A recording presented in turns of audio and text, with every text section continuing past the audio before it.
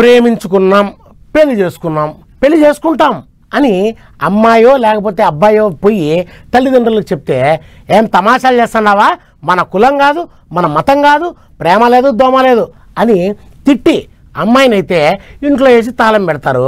అబ్బాయినైతే 4 తిట్లు కొట్లు కొట్టేసి కలవనీయకుండా జాగ్రత్తలు తీసుకుంటా అంటారు.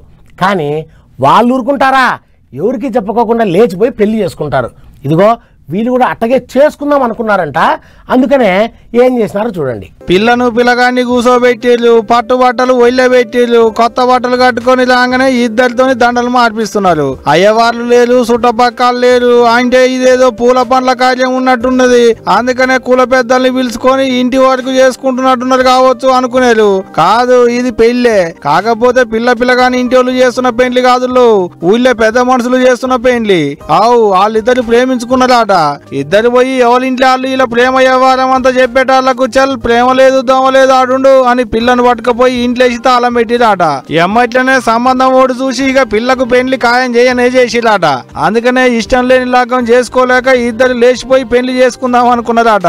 మరి ఇక ఈ ముచ్చట ఊళ్ళో పెద్ద మనుషులకు ఎడ్డరికైందో ఏమో గాని ఇగో ఇట్ట పిల్లకు పిల్లగానికి పట్టుబట్టలు పెట్టి లగ్గం కార్యం ఓడిపించారు. అంతేనానే అన్న, ఇంకేమన్నా ఉన్నదా?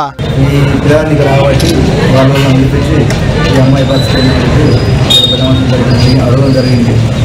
జరిగితే వాళ్ళ పిల్లలు మా పిల్లలు వచ్చి సరే మనం ఇష్టపడడం జరుగుతామని చెప్పి జరగడానికి వాళ్ళ పిల్లలకి మా పిల్లలకి ఒప్పుకోవడం జరిగింది. మంచిర్యాల జిల్లా చెన్నూరులో అయింది లగ్గం. పిల్లగాని పేరు జోగూరి రాజు, పిల్ల పేరు మీసాల తేజ.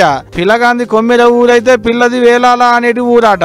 మరి ఇద్దరికి ఏడ సోపది ఊరిందో ఎట్ట ఊరిందో ఏమో గాని ఇగో ఇట్ట లగ్గం వరకు తీసుకొచ్చిర్రు. అక్క చూడూరి పిల్లకు పిల్లగాడు, పిల్లగానికి పిల్ల స్వీట్లు తినిపించుకుంటే ఎట్లా మురిసిపోతున్నారా.